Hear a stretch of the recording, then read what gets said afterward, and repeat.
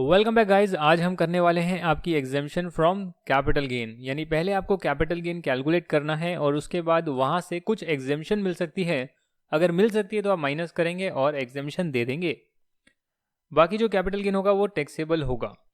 दोस्तों, स्टार्ट करने से पहले आपको एक बहुत ही ट्रिकी चीज़ मैं बताने वाला हूँ। जो लास्ट क्लास में हमने पढ़ा था advance money forfeited. Advance money forfeited, forfeit का मतलब वापस नहीं देना। तो मिस्टर ए है यहाँ पे और मिस्टर ए ने मिस्टर बी को कहा कि मैं आपका घर खरीदूंगा 1 करोड़ रुपए का, जिसके लिए मैं आपको 1 लाख रुपीस का एडवांस देता हूँ। ये मिस्टर बी के पास 1 लाख का एडवांस आ गया। हालांकि मिस्टर ए जो थे उन्होंने घर खरीदने से मना कर दिया कुछ भी कारण की वजह से। तो मिस्टर बी ने जो है 1 लाख रुपए अपने पास रख लिए। अब अगर मिस्टर बी किसी को गिफ्ट कर देते हैं, लेट्स से मिस्टर सी को गिफ्ट कर देते हैं ये प्रॉपर्टी, तो मिस्टर सी के पास जो है ये प्रॉपर्टी आ जाएगी और प्रीवियस ओनर वाला कॉन्सेप्ट लगेगा। अब मिस्टर सी जब आगे सेल करेंगे इस प्रॉपर्टी को तो कॉस्ट क्या माइनस करेंगे। ये 1 करोड़ की प्रॉपर्टी थी इनकी, 1 करोड़ या 99 लाख। द आंसर इज कि फोरफिट जो है मिस्टर बी ने करा तो वो मिस्टर बी के लिए टैक्सेबल होगा, चाहे पहले किया हो चाहे बाद में किया हो, डजंट मैटर। मिस्टर सी के लिए तो प्रीवियस ओनर की जो 1 करोड़ की कॉस्ट थी वो ये ले सकते हैं। यानी फोरफीचर जिसने करा उसके लिए टैक्सेबल, आने वाली पार्टी के लिए नहीं होगा। एग्जेम्पशन हम करने वाले हैं सबसे पहले, और एग्जेम्पशन के बाद आप लोगों को पता लग जाएगा किसी को एडवाइस देनी है, कंसल्टेंसी देनी है तो आप दे सकते हैं कि भाई देखिए अगर कैपिटल गेन आपका आ रहा है, कोई कैपिटल एसेट आप ट्रांसफर कर रहे हैं तो हम बताते हैं उसका कैपिटल गेन कितना निकलेगा। और यही नहीं, हम ये भी बताएंगे कि इसमें से एग्जेम्पशन लेने के लिए आपको क्या करना चाहिए। तो वो चीज़ें आप, वो सर्विसेज आप प्रोवाइड कर सकते हैं अगर आपको इस चैप्टर की नॉलेज है। क्योंकि आमतौर पर लोगों के जीवन में कोई ना कोई कैपिटल एसेट कभी ट्रांसफ़र किया जाता ही है, तो आपको ये चैप्टर हेल्प करेगा। वैसे ही जो सैलरी का चैप्टर होता है आपको हेल्प करेगा किसी को गाइड करने के लिए कितना एग्जेम्प्ट हो सकता है अमाउंट और कितना टैक्सेबल बनेगा। सिमिलरली पीजीवीपी, अदर सोर्सेज, ये सारी चीज़ें आपको हेल्प करेगी। सेक्शन नंबर 54 की बात करते हैं। अगर आप इंडिविजुअल या हिंदू अनडिवाइडेड फैमिली अगर रेजिडेंशियल हाउस प्रॉपर्टी, कमर्शियल नहीं, रेजिडेंशियल हाउस प्रॉपर्टी अगर बेच देते हैं तो जो कैपिटल गेन आएगा, पहले तो आप कैपिटल गेन को कैलकुलेट करेंगे और उसके बाद जो है अगर आप कैपिटल गेन की अमाउंट को किसी और रेजिडेंशियल हाउस प्रॉपर्टी में इन्वेस्ट कर लेते हैं, किसी एक और रेजिडेंशियल हाउस प्रॉपर्टी में इन्वेस्ट कर लेते हैं, बहुत ज़्यादा नहीं कि आपने एक प्रॉपर्टी बेची उसके गेन को आपने 10 प्रॉपर्टी में इन्वेस्ट कर लिया, ऐसा नहीं। जो भी आपने रेजिडेंशियल हाउस प्रॉपर्टी बेची है, इंडिविजुअल या हफ ने बेची होनी चाहिए, उससे जो कैपिटल गेन आता है, अगर आप उस कैपिटल गेन को किसी और सिर्फ एक रेजिडेंशियल हाउस प्रॉपर्टी में इन्वेस्ट करते हैं जो कि डेफिनेटली इंडिया में लोकेटेड होनी चाहिए, नोट्स में इसको अमेंड कर लेना, ऐड कर लेना, तो उस केस में आपको फायदा मिलेगा और कैपिटल गेन का अमाउंट आपके लिए एग्जेम्प्ट हो जाएगा पूरी तरह से। कंडीशन यह है कि आपको with in 2 years of transfer जो है परचेज करना पड़ेगा। यानी आज आपने अगर ट्रांसफर किया है, लेट्स से 11 सितंबर 2019 को ट्रांसफर किया, तो इससे 2 साल कब होंगे, करीब करीब आपका 10 सितंबर 2021, 10 सितंबर 2021, तब आपका करीब करीब 2 साल पूरे हो जाएंगे। तो तब तक जो है आप लोगों को प्रॉपर्टी खरीद लेनी है, इन्वेस्टमेंट कर लेनी है। 2 साल का टाइम पीरियड आपको दिया है, तो 2 साल का टाइम पीरियड आपके पास है इन्वेस्ट करने के लिए। बट अगर आप प्रॉपर्टी की कंस्ट्रक्शन करवा रहे हैं तो आपको 3 साल का टाइम पीरियड दिया है, क्योंकि कंस्ट्रक्शन में ज़्यादा टाइम लगता है। इसी के लिए उसको मद्देनजर रखते हुए कहा गया कि अगर आप कंस्ट्रक्शन प्रॉपर्टी की कराएंगे then you have 3 years from the date of transfer to invest the capital gain amount in another house property, another residential house property. अगर यहाँ तक की बात आपको समझ में आ गई तो एक लास्ट ऑप्शन और भी है कि आप पहले किसी प्रॉपर्टी में इन्वेस्ट कर लीजिए और उसके बाद आप ट्रांसफर कर जो कैपिटल गेन निकालेंगे वो भी एग्जेम्प्ट हो जाएगा, बिकॉज पहले आपने प्रॉपर्टी बाई करी, परचेज करा और उसके बाद फिर आपने विद इन 1 ईयर बेच दी अपनी एक प्रॉपर्टी को और उसका कैपिटल गेन ऑलरेडी आप इन्वेस्ट कर चुके हैं। यानी कि क्या हो गया यहाँ पे, दोबारा से आप देखिएगा, अगर कोई रेजिडेंशियल हाउस प्रॉपर्टी, इंडिविजुअल या Hindu undivided family residential house property बेचते हैं तो उसके बेचने के बाद ट्रांसफर करने के 2 साल में आप लोगों को कैपिटल गेन का अमाउंट इन्वेस्ट करना है। अगर आप प्रॉपर्टी कंस्ट्रक्ट कर रहे हैं तो 3 साल में आप इन्वेस्टमेंट कर सकते हैं, या फिर आपने रेजिडेंशियल हाउस प्रॉपर्टी खरीदने से पहले with in 1 year, before 1 year of transfer आपने ऑलरेडी इन्वेस्ट कर दिया हो तो भी उसे हम इन्वेस्टमेंट वैलिड मानेंगे और अगर कैपिटल गेन का पैसा यहाँ पे इन्वेस्ट हो गया है तो वो आपके लिए एग्जेम्प्ट हो जाएगा। यहाँ तक की बात क्लियर है आपको? हाँ जी क्लियर है सर। अब करते हैं और कंडीशंस की बातें। इंडिया में सिचुएटेड होनी चाहिए प्रॉपर्टी, मैंने आपको ऐड करवाया है, कॉपी में नोट डाउन करेंगे। लॉन्ग टर्म कैपिटल एसेट पर ही ये बेनिफिट अवेलेबल है, ये भी एक बहुत इंपॉर्टेंट मुद्दा है। जितनी भी आपको जो है एग्जेम्पशन मिलेगी तो maximum long term capital asset पर ही मिलेगी। अगर आप लोग नई प्रॉपर्टी में इन्वेस्टमेंट नहीं कर पाते till due date of filing ITR, नहीं समझे सर? 2 साल का टाइम दिया है, 3 साल का टाइम दिया है, फिर due date of filing ITR तक क्यों इन्वेस्टमेंट करनी है? टाइम तो दिया है बट उसका प्रोसीजर है। पहला तो यह है कि आप due date of filing ITR तक जो है प्रॉपर्टी में इन्वेस्टमेंट कर लीजिए अगर आप एग्जेम्पशन लेना चाहते हैं। घर आपने बेचा है और due date of filing ITR होती है कि जब आपका प्रीवियस ईयर खत्म होता है तो प्रीवियस ईयर खत्म होने के बाद जो असेसमेंट ईयर स्टार्ट होता है उसकी 31 जुलाई जो है due date of filing ITR होती है, और जिसका ऑडिट होना होता है उनके लिए 30 सितंबर due date of filing ITR होती है। क्या समझे आप लोग? यही समझे सर कि 31 जुलाई जो है तब तक हमें रिटर्न भरनी होती है नेक्स्ट ईयर। वही पिछले साल की रिटर्न नेक्स्ट ईयर ही भरोगे ना। जैसे अभी 19-20 चल रहा है तो 19 से लेकर 31 मार्च 20 तक की जो रिटर्न आएगी वो आप 31 जुलाई 20 तक भर देंगे, और अगर आपका ऑडिट होना है तो 30 सितंबर 20 तक आप भर देंगे। सिमिलरली उसके अगले साल आप ऐसे करते रहेंगे। तो प्रीवियस ईयर 1920 है, उसका अगर मान लेते हैं कोई कैपिटल गेन आपका आया है तो due date of filing ITR तक या तो आप नई प्रॉपर्टी में इन्वेस्ट कर दीजिए, अगर आप नहीं कर पाते तो कम से कम due date of filing ITR तक एक कैपिटल गेन डिपॉजिट अकाउंट में पैसा डाल दीजिए। जैसे आपका PPF अकाउंट खुलता है, फिक्स डिपॉजिट अकाउंट खुलता है, RD अकाउंट खुलता है, बहुत सारे अकाउंट खुलते हैं बैंक में, वैसे ही एक कैपिटल गेन डिपॉजिट अकाउंट आप लोग ओपन करा सकते हैं। अगर आपने due date of filing ITR तक पैसा इस अकाउंट में डाल दिया तो मान लिया जाएगा कि आपने उसे इन्वेस्ट ही किया है।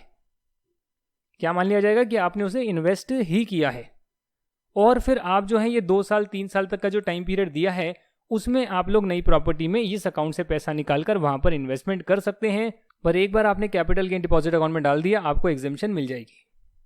हाँ, अगर बाद में वो 2 साल 3 साल की कंडीशन पूरी नहीं कर पाए और इन्वेस्ट एक्चुअली में नहीं कर पाए, कैपिटल गेन अकाउंट से विड्रॉ कर लिया, इन्वेस्ट नहीं कर पाए, तो जो एग्जेम्पशन मिली है वो विड्रॉ कर ली जाएगी।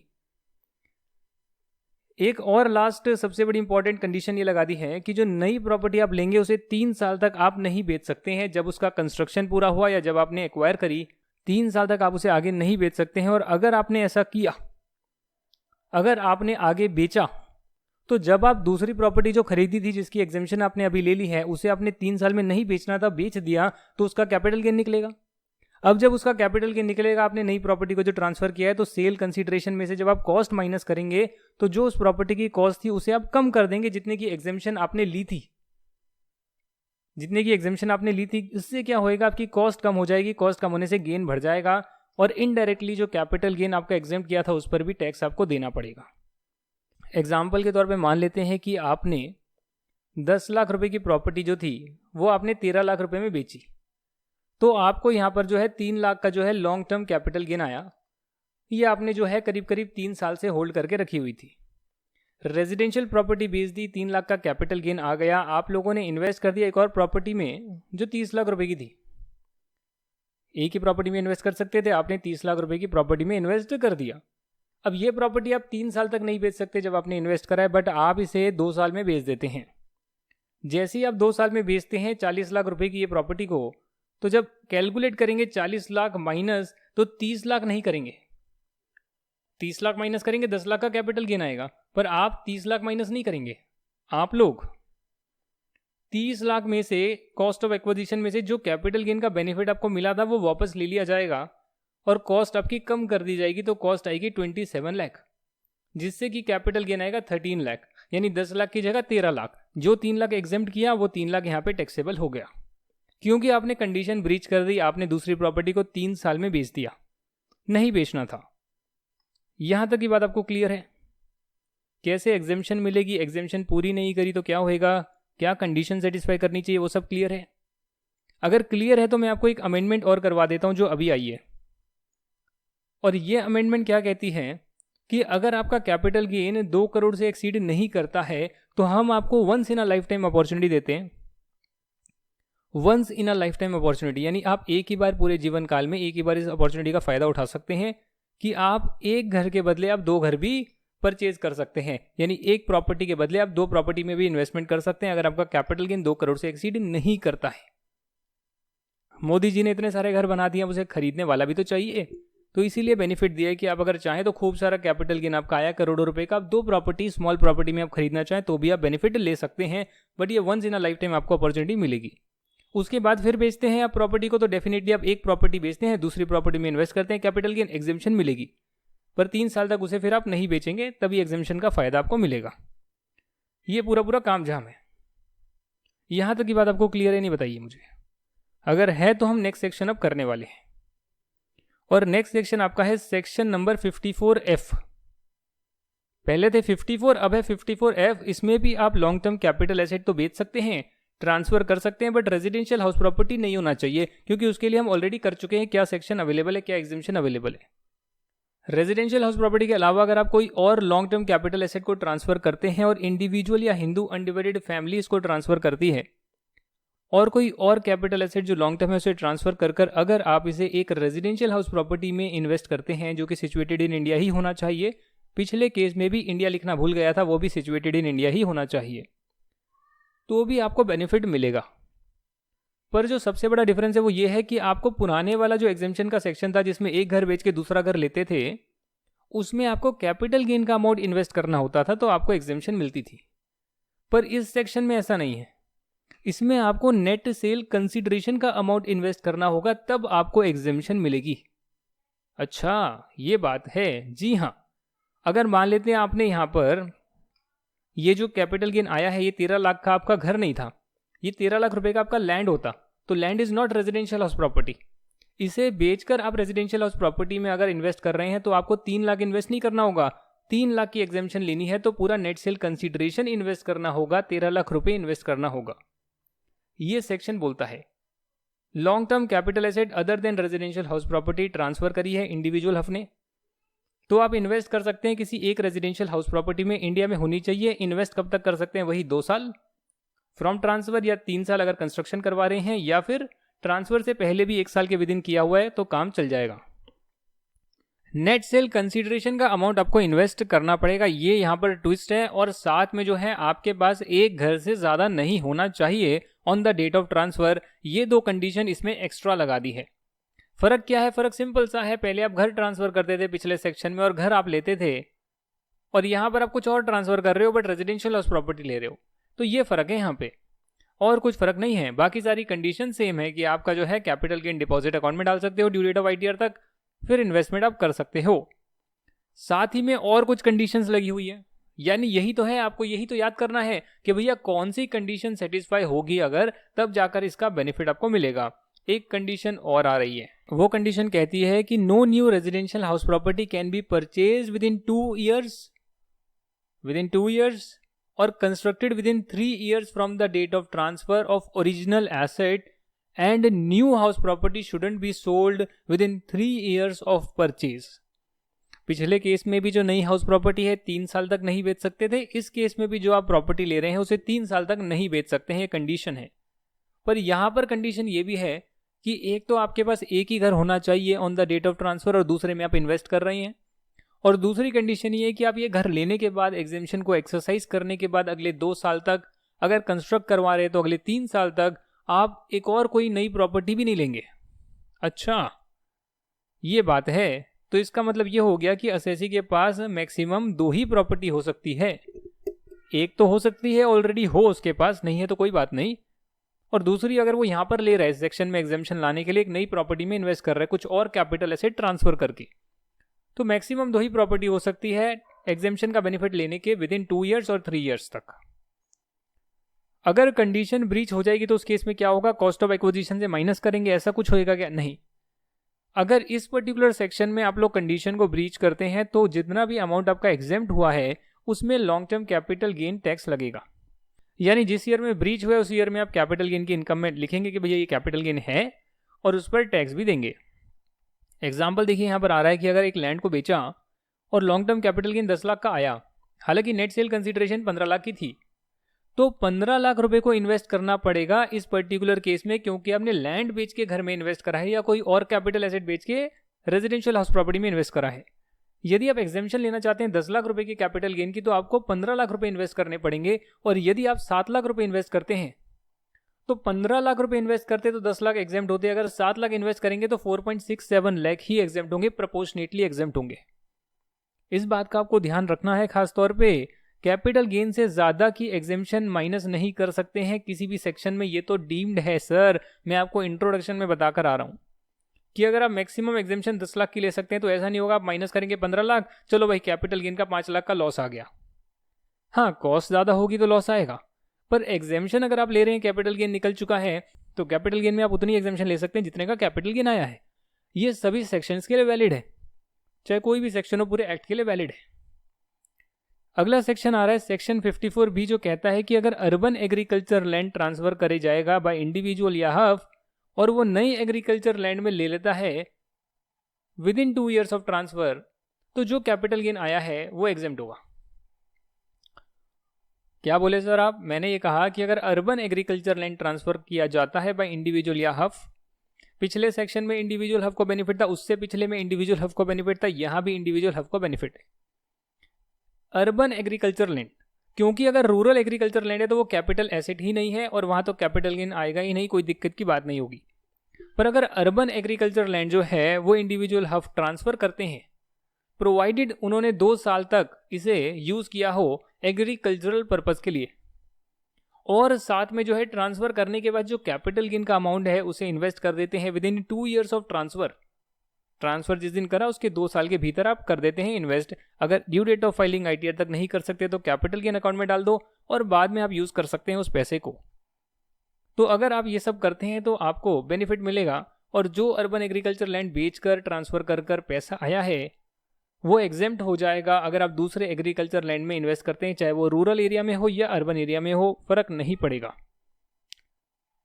कंडीशन यही है कि जो नया लैंड में आपने परचेज करा है वो 3 साल तक आप बेच नहीं सकते हैं।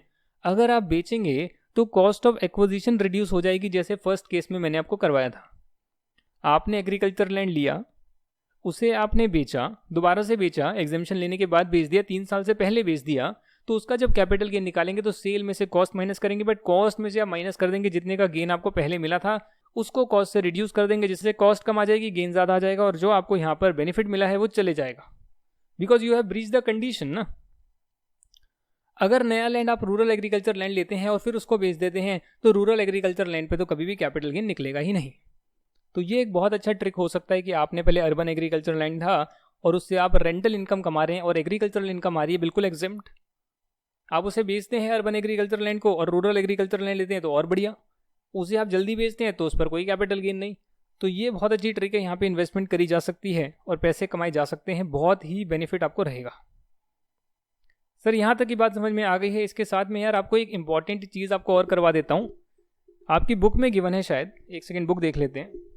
सेक्शन 1037 का एक बेनिफिट दिया है, ये एंड में समरी पे पेज 4.467 पे लिखा है सेक्शन 1037 कि यदि अर्बन एग्रीकल्चर लैंड जो कि 2 साल तक एग्रीकल्चर पर्पस के लिए यूज हुआ था और वो गवर्नमेंट जो है हमारी वो जो है कंपलसरी एक्वायर कर लेती है फ्रॉम इंडिविजुअल या हफ, ये नियम सिनेरियो दे रखा है जो यहाँ पर हमने पढ़ा है, पर अभी फर्क ये था कि यहाँ पर जो है बंदा खुद ट्रांसफर कर रहा है और सेक्शन 1037 में लिखा है गवर्नमेंट कंपलसरी एक्वायर कर रही है जो urban agriculture land agriculture purpose के लिए यूज हुआ था, 2 साल तक यूज हुआ था, कम से कम पिछले 2 साल तक यूज किया गया था। तो अगर गवर्नमेंट एक्वायर कर लेगी ये कंपलसरी तो फिर वो एग्जेम्प्ट होएगा सेक्शन 1037 में, और आप वॉलेंटरी अगर बेचोगे ट्रांसफर करोगे तो उसकी एग्जेम्पशन मिलेगी यदि आप उसके कैपिटल गेन अमाउंट को किसी दूसरे एसेट में परचेज करने के लिए यूज करते हैं। दूसरा एसेट कौन सा हो सकता है? Agriculture land. ये बेनिफिट यहाँ दिया है, तो इसे आप नोट्स में ऐड करेंगे, नोट्स में गिवन नहीं था, यहाँ पर आपको करवा दिया है, ऐड कर लेना। सेक्शन 54 आ रहा है अब, long term capital gain earned by any assessee. यहाँ पर इंडिविजुअल हफ की कंडीशन नहीं है, कोई भी असेसी होगा काम चलेगा अगर लॉन्ग टर्म कैपिटल गेन आता है और वो उस पैसे को notified units of specified fund में इन्वेस्ट करता है। नहीं समझे सर?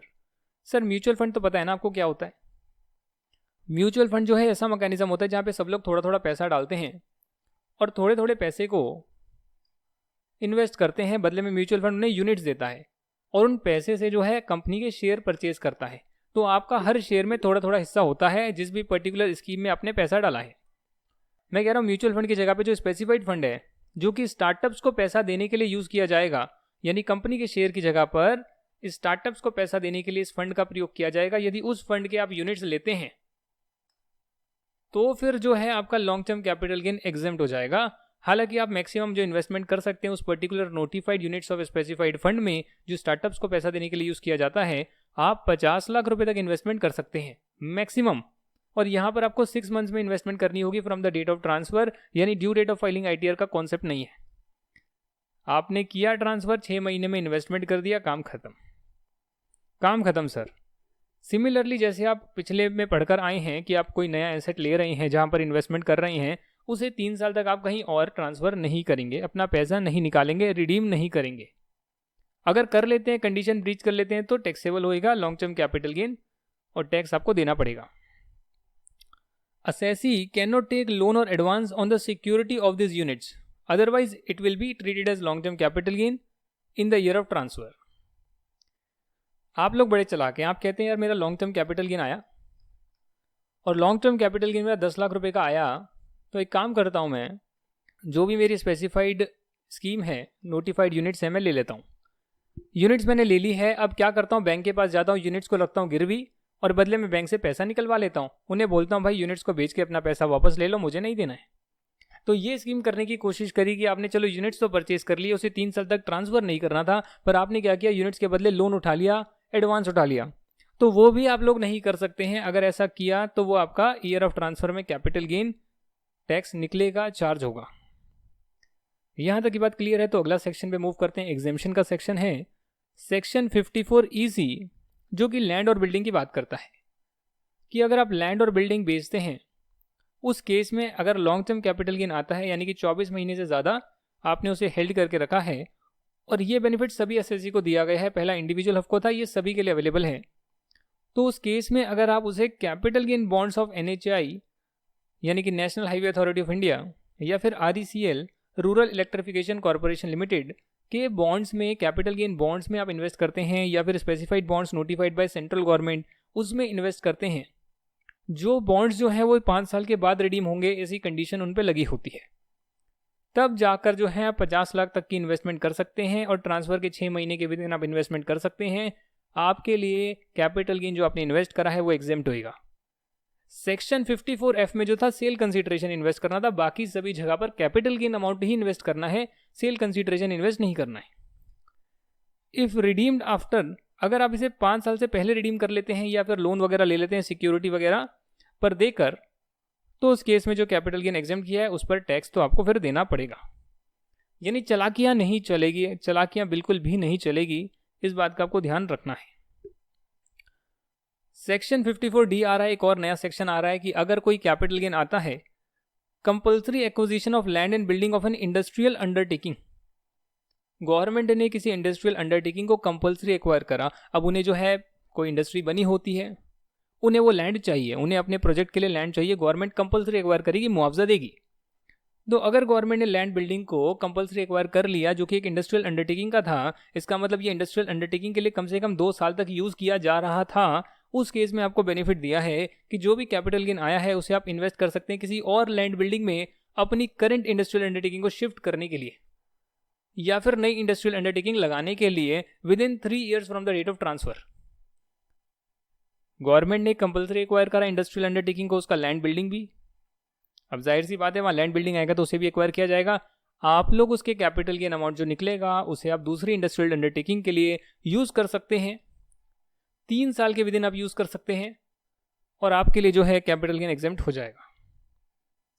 बात सही है सर। लैंड बिल्डिंग दूसरा परचेज करेंगे, यहाँ से उठेगा तो कहीं ना कहीं तो लगाना पड़ेगा, तो आप कर सकते हैं 3 साल में। वैसे due date of filing ITR तक कर देना, अगर नहीं कर पाए तो कैपिटल गेन डिपॉजिट अकाउंट में डाल देना, और उसके बाद 3 साल में वहाँ से इन्वेस्ट कर लेना। ये जो है यहाँ लिखा तो हुआ है कि ये लॉन्ग टर्म शॉर्ट टर्म दोनों के लिए मिलेगा, बट देखा जाए एक तरह से तो आपका जो लैंड बिल्डिंग अगर 2 साल तक भी यूज़ हो गया तो लॉन्ग टर्म तो बन ही जाता है। पर क्योंकि यहाँ पर इंडस्ट्रियल अंडरटेकिंग का वर्णन किया हुआ है कि पूरी यूनिट का वर्णन किया हुआ है जो गवर्नमेंट कंपल्सरी एक्वायर करेगी, तो उस केस में 36 मंथ्स जो हैं वो काउंट होते हैं एक तरह से। 36 मंथ से ज़्यादा जो होगा वो लॉन्ग टर्म, उससे कम शॉर्ट टर्म।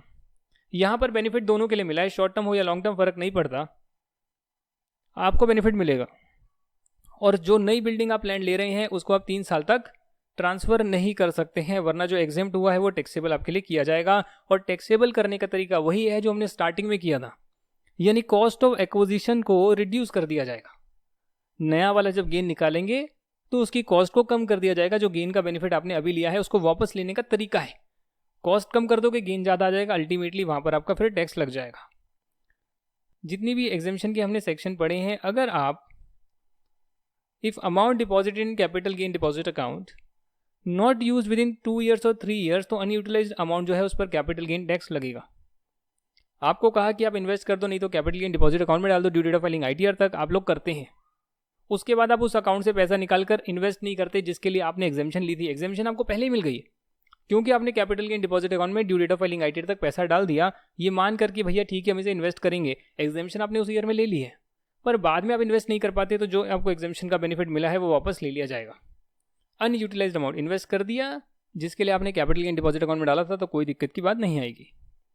अगर आपने यहाँ तक कर लिया है तो आपकी सारी एग्जेम्पशन हो गई है। और लास्ट जो पार्ट है वो बहुत ही सिंपल सा पार्ट है, जिसमें लिखा हुआ है कि कैपिटल गेन पर जो टैक्स लगता है वो लॉन्ग टर्म के केस में जो 112A वाला है हमारा section, listed equity shares, unit of equity oriented fund, units of business trust, जो हमने स्टार्टिंग में किया, बेसिक कॉन्सेप्ट में करा, हर जगह पे किया है, उस पर जो है 1 लाख से ऊपर अमाउंट पर जो है 10% रेट पर टैक्स लगता है अगर STT पेड होगा तो।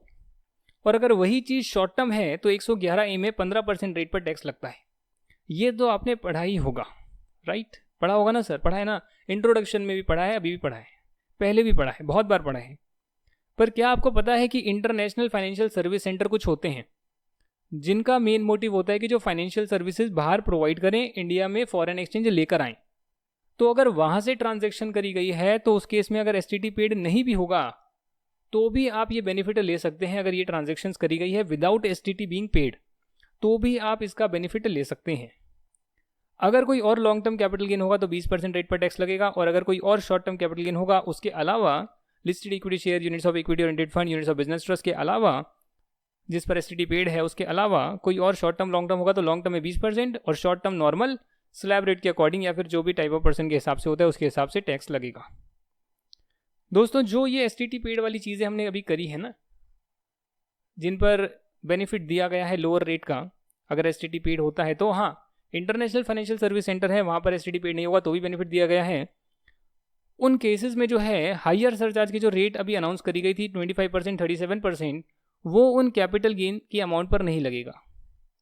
111A, 112A उस पर जो है हायर जो सरचार्ज की रेट है वो नहीं लगेगी। अच्छा बस यही था? जी हाँ बस यही था। जैसे रिबेट है ना, रिबेट जो 112 से नहीं मिलेगा, वैसे यहाँ लिख दिया गया कि जो आपका हायर सरचार्ज रेट है वो इन पे नहीं लगेगा, 111, 112 पे। ठीक है ना सर, यहाँ तक की बात क्लियर है? तो लास्ट आपका है अनएग्जॉस्टेड बेसिक एग्जेम्पशन लिमिट, जो इंट्रोडक्शन में किया था। अगर बेसिक एग्जेम्पशन लिमिट आपकी बच गई है तो उसे आप यूज़ कर सकते हैं 111, 112, 112 की इनकम एडजस्ट करने के लिए, जिसका बेनिफिट रेजिडेंट लोगों को मिला है जो इंडिविजुअली हफ होंगे, रेजिडेंट इंडिविजुअल हफ। जो आपका 111, 112, 112 है उसमें से डिडक्शन नहीं मिलती, वो आपको पता है। और 112A वाली जो इनकम है उससे रिबेट भी नहीं मिलती है, ये भी आपको पता है, इंट्रोडक्शन में करवाया है। आज की क्लास का जो है आखिरी कॉन्सेप्ट और आज के चैप्टर का ही पूरा कैपिटल गेन का आखिरी कॉन्सेप्ट, 112 सेक्शन में एक चीज़ और लिख दी है कि अगर आपका long term capital asset listed security है अदर देन यूनिट या जीरो कूपन बॉन्ड है तो 10% का आपका जो रेट है विदाउट इंडेक्सेशन तो वो तो आप लगा ही सकते हैं, कोई दिक्कत की बात नहीं है। पर यदि आपको इंडेक्सेशन के साथ 20% रेट पर ज़्यादा बेनिफिट मिल रहा है तो आप उसे भी अपना सकते हैं। ये ऑप्शन दिया गया है, कंपल्शन नहीं है। तो मेरा ये सुझाव है कि अगर आप इसे याद नहीं करेंगे तो भी आपका काम चल जाएगा, इससे आपकी कन्फ्यूजन बढ़ेगी, इस चीज़ से आपकी कन्फ्यूजन बढ़ेगी। आप जैसा करते आए वैसे ही करें ना, वैसे ही करें। जहाँ पे 10% लगता है इंडेक्सेशन का बेनिफिट नहीं है वहाँ वैसे ही करें, जहाँ 20% लगता है वहाँ वैसे ही करें। बट यहाँ पर देखिए zero coupon bond, listed securities, अब जीरो कूपन बॉन्ड है, लिस्टेड सिक्योरिटीज़ है, बोल दिया 20% विद इंडेक्सेशन या 10% विदाउट इंडेक्सेशन, जो भी मोर बेनिफिशियल है एसएससी को वो फॉलो कर सकता है। अगर इसका क्वेश्चन आएगा तो हम लोग करेंगे, नहीं आएगा तो इग्नोर कर देना ये वाली चीज़, और जितना भी हमने किया है उसे अच्छे से आप रिवाइज करिएगा। यही था दोस्तों आज की क्लास में। Thank you so much. Next class जो होगी आपका स्टडी मटेरियल से हम कवर करेंगे सारे क्वेश्चंस, और उसके बाद आपका पीजीपी चैप्टर करेंगे, जो होने के बाद आपका मोर देन 50% कंप्लीट हो जाएगा इनकम टैक्स। फिर छोटे छोटे चैप्टर हैं, बहुत सारी चीज़ें हैं, वो तो करते रहेंगे, बट एक बार पीजीपी हो गया तो समझ लेना 50% तो हो गया कंप्लीट सर। छोटा मोटा बचा है उसे भी कर लेंगे complete. Thank you so much and bye bye, see you in the next class.